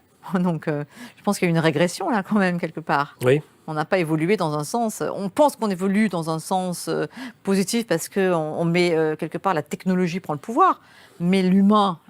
il est en sens régressif, hein. Et que la télépathie, elle existait dans les civilisations d'Atlantide, il y avait la télépathie, hein. Ça existait, la télépathie profonde. Donc je pense qu'on a tous ces potentiels-là. Et en fait, je pense qu'il y a un équilibre entre les deux. En fait, c'est ça le truc, c'est qu'à un moment donné, c'est un peu le yin et le yang, en fait. Cette interpénétration des énergies entre l'ombre et la lumière. Et je pense que si l'ombre, à un moment donné, peut prendre plus de place, la lumière peut reprendre la place, et que finalement, rien n'est figé dans ce système-là. Parce que c'est du mouvement permanent. C'est le mouvement de la vie, entre l'ombre, la lumière, etc. Et je pense que, en fait, pour moi, c'est vraiment du cyclique. Et je pense que de ce cycle-là, où on est en train de monter dans la perte, quelque part, de la conscience, et ben après, il y a quelque chose qui va nous y ramener. On est dans une perte de conscience, oui. On peut le dire. Bah oui, il faut le dire.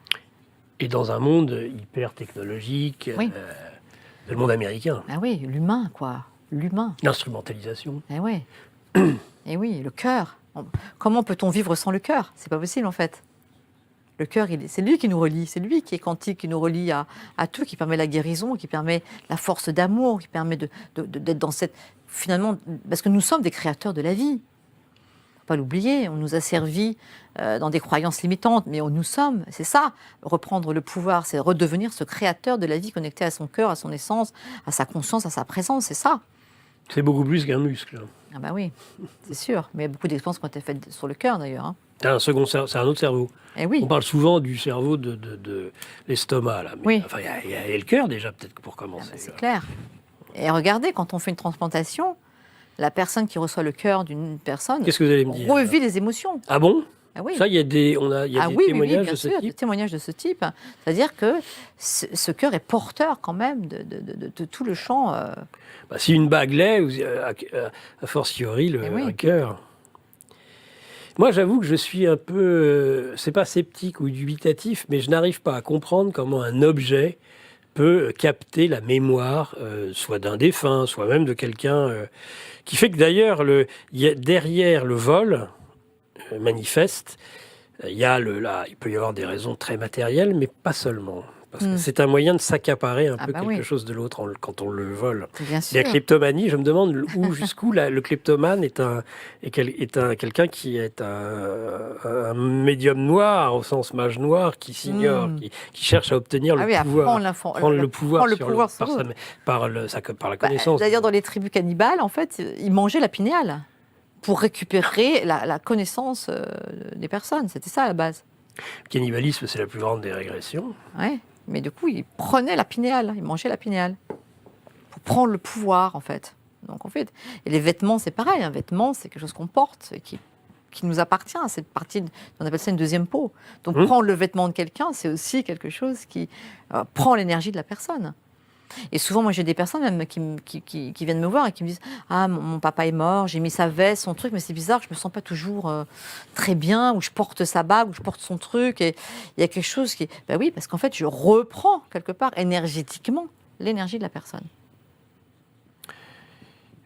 J'imagine que quand on exerce cet aspect thérapeutique de votre métier, il faut quand même des moments de pause extrême.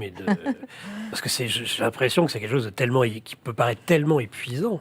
Oui, alors après, tout dépend. C'est pour ça que, pour moi, un médium devrait travailler sur lui systématiquement pour évoluer dans ses plans de conscience, pour vibrer sur une fréquence de haute fréquence, pour justement, parce qu'on prend beaucoup, en effet. Et après, ça demande... Moi, je vais beaucoup dans la nature. Je me relie tous les jours à la nature. Je vais respirer. J'ai besoin de ça. C'est fondamental, en fait. Comment expliquer La connexion avec le vivant, elle est fondamentale. Comment expliquer qu'on est dans un monde où il y a de plus en plus de sangsues énergétiques, de gens qui viennent vous capter votre énergie? C'est terrible de le voir. Moi, je le constate. Parce qu'on est dans un monde qui est de plus en plus un monde de pouvoir. Voilà, où on veut posséder l'autre, posséder la vie, posséder tout ce qu'on peut. On est dans un mode de monde de pouvoir, quand même.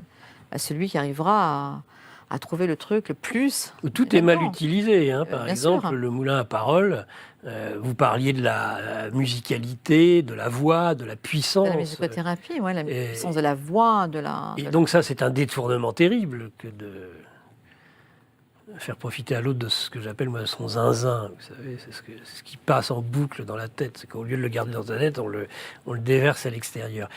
Ce monde va mal, moi, je trouve. Ah, mais c'est sûr, c'est sûr. Mais c'est pour ça que je pense qu'à un moment donné, il y aura un basculement. Moi, je crois profondément à un basculement. Oui. Comme je le disais tout à l'heure, à un moment donné, on va atteindre un point culminant. Ouais. Et hop, on va rebasculer sur autre chose. Avec un éveil de conscience. Ce ne sera pas possible autrement. Je crois fondamentalement à ça, à cet équilibre-là. Et cet équilibre, il se joue aussi entre l'individuel et le collectif, parce que ça peut appeler l'individuel, on est appelé à une évolution, mais le collectif aussi. Et est-ce que l'un interagit par rapport à l'autre? Tout est relié, bien sûr, Oui. bien sûr, puisqu'on dit une goutte plus une goutte plus une goutte plus une goutte, ça fait un océan. Nous sommes interconnectés de toute façon, puisqu'on fait tous partie de la même conscience universelle. Donc on a tous cette interconnexion entre nous. D'ailleurs, quand on voit les arbres, les racines des arbres sont complètement interconnectées. On sait aujourd'hui que les arbres communiquent dans leurs racines. Donc cette interconnexion, elle est partout pour moi. Et quand on regarde sur un plan quantique, d'ailleurs, il y a un film, Nikita, à un moment donné, non, c'est pas Nikita, c'est ça qui prend les... Si, alors je me rappelle plus, c'est Non, Nikita, mais c'est un film avec de Besson, en tous les cas. Oui, c'est ça, elle absorbe... Oui, et puis elle finit même dans un ordinateur. Voilà, Enfin, c'est et après elle se dissout, elle devient la conscience pure. Mais c'est très intéressant, c'est un peu violent à mon goût, parce qu'il y a des scènes un peu... Je ne vois pas l'intérêt de ça, mais bon. Après, c'est très intéressant. Et à un moment donné, elle voit. tous les champs quantiques, toutes les ondes, toutes les connexions, les interconnexions. Et quand on représente la Terre, on voit aussi qu'il y a quelque part un réseau d'interconnexions autour de la Terre, énergétique. Et qu'autour de chaque homme, il y a aussi ce réseau énergétique. Voilà, où on peut activer, reconstruire. On est dans ces champs quantiques en permanence, en fait. Et on est interconnecté dans tous ces champs quantiques. C'est pour ça qu'on n'est pas dissocié, chaque être humain, ni de la Terre, ni de l'univers, ni de... Il y a cette interconnexion énergétique, vibratoire qui est... D'ailleurs, on le voit là, c'est marrant, sur le dessin qui se dessine avec la Terre, là. Voilà, il y a cette interconnexion. Et Donc tout est relié, et c'est pour ça que tout peut basculer à tout instant. Et que si chacun œuvre une petite... voilà, une goutte d'eau plus une goutte d'eau, ça amène cette connexion, de toute façon, elle est là pour moi. Ce qui veut dire que chaque action individuelle a son importance. A une importance sur le collectif, oui, tout à fait. Et est-ce qu'on peut dire aussi que le collectif fait un choix? Je pense par exemple à ces moments limites. Vous parliez de basculement, dans ces moments extrêmes, par exemple l'arme nucléaire, de risque, comme en 62, de risque d'explosion nucléaire généralisée. Qu'est-ce qui et où finalement on se rend compte qu'un détail, tout va porter sur un homme, mais est-ce que la conscience générale collective ne fait pas à ce moment-là un certain nombre de choix aussi? Si, bien sûr. Bien sûr. Qui peut nous rendre optimistes bien sûr. Sur la suite des événements. Et bien sûr. Il y a une conscience aussi collective et que parfois, peut-être qu'il y aura besoin, à un moment donné, qu'il y ait toute une partie de la population qui parte pour aussi amener autre chose. Tout est possible, en fait. C'est-à-dire que la mort n'est pas une finalité en soi. Nous, dans notre corporalité et notre... notre personnalité, en fait, forcément, on voit la mort comme la fin de quelque chose.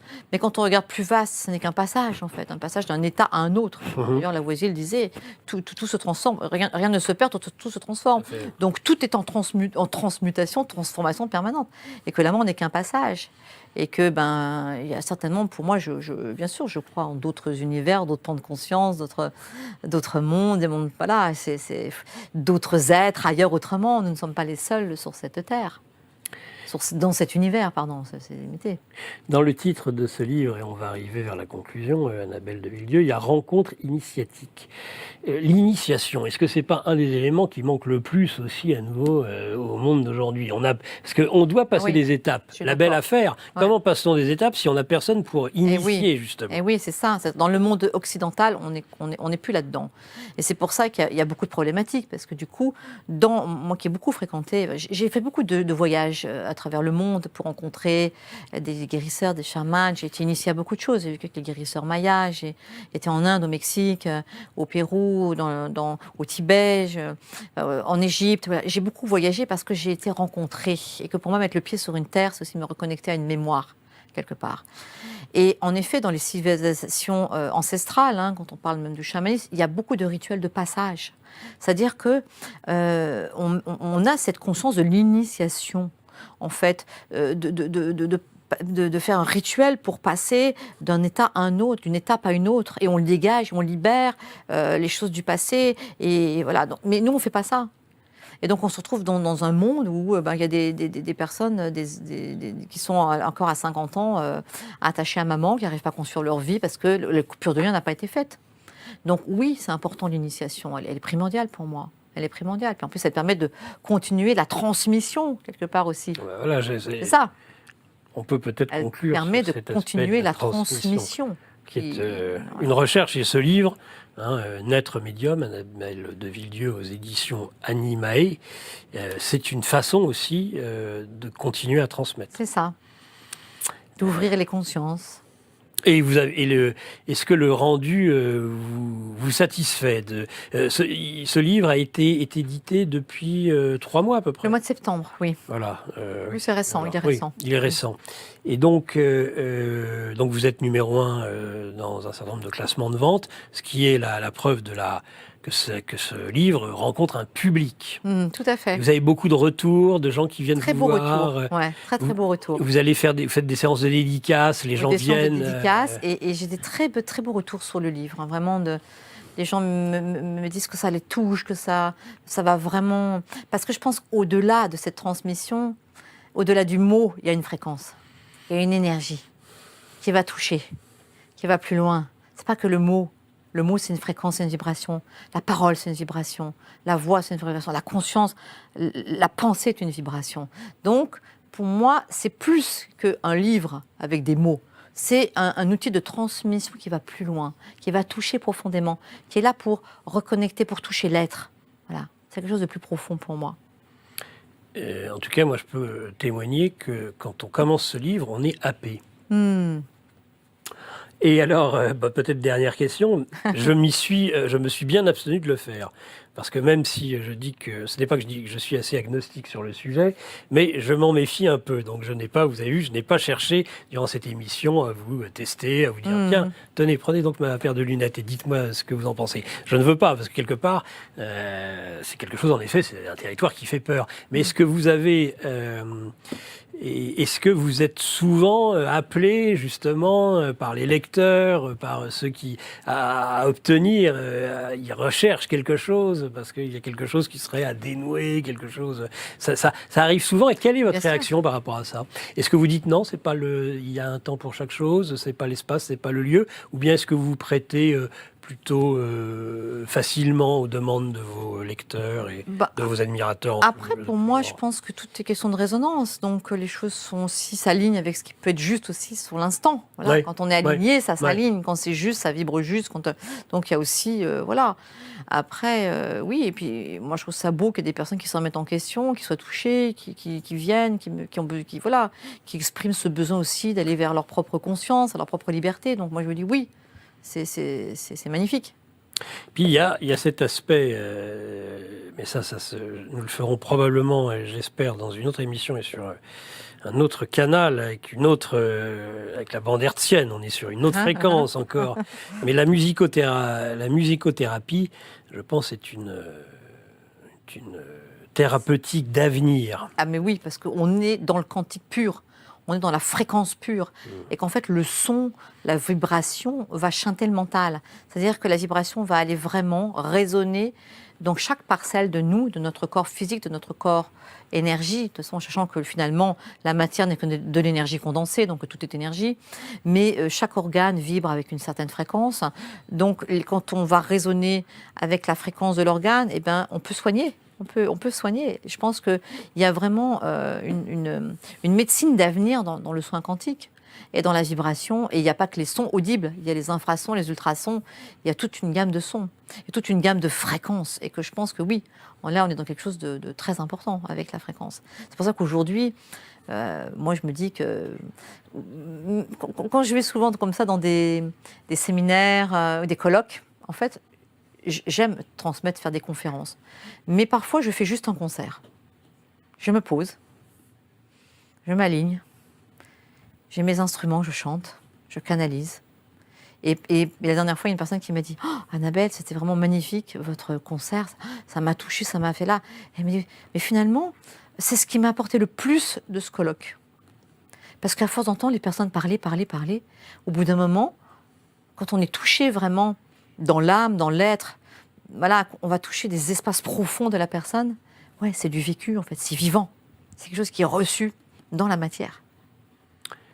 Allez, je m'y essaie quand même pour finir. Des prédictions. Vous parlez justement, vous délivrez vos prédictions. Donc, Donald Trump vient de gagner les élections aux États-Unis. Vous l'aviez annoncé. Oui. Même en 2021, j'avais dit que je le voyais revenir sur le devant de la scène. Ah oui. Oui, alors qu'il était à l'époque plutôt au fond du trou. 2021-2022, j'ai redit oui, je reste sur mes positions. Oui, tout à fait. Est-ce qu'il a une prédiction? En tout cas, est-ce que nous allons plutôt vers un monde qui enfin irait vers un peu plus de paix? Ou bien est-ce que les choses vont continuer? Est-ce que l'accouchement va toujours se faire dans la plus grande des douleurs? Je pense qu'on en a encore, pour moi, jusqu'en 2027. Voilà. Ouais. Je vois une bifurcation sur 2027. Mais d'ici là, on va traverser encore beaucoup de choses compliquées, difficiles. On va en baver. Là, on ne vit pas une période facile, vraiment. Mais je reste positive quand même sur l'évolution. Bon, c'est très bien. ce qu'on voulait entendre en tout cas. Merci beaucoup Annabelle de Villedieu. Eh bien, au plaisir. D'avoir consacré cette C'est heure un 30. plaisir, en tout cas. Totalement réciproque, et j'espère que cette émission aura aussi ouvert des perspectives à nos internautes. C'est tout ce que nous recherchons évidemment dans ce type d'émission. Annabelle de Villedieu, naître médium, l'extraordinaire témoignage d'une guérisseuse de l'âme, ou guérisseuse de l'homme aussi avec un grand H quelque C'est part, ça. aux éditions Animae, A-N-I-M-A-E. Merci, chers internautes, de cette écoute. Je rappelle, évidemment, pour nous rejoindre, la revue de géopolitique profonde, une semaine de gratuité dans sa version papier comme dans sa version numérique. Et c'est par cet abonnement que vous pourrez gratuitement ce livre de Frank Pengam, L'industrie minière, les secrets de l'or et de l'argent enfin dévoilé. Je termine avec la boutique. Si vous voulez avoir mug, que dis-je, bonnet, casquette ou sweat à capuche, il faut y aller, il faut se rendre justement dans la boutique de Géopolitique Profonde. Je vous remercie pour cette écoute et je vous dis, pour ce qui me concerne, à lundi matin.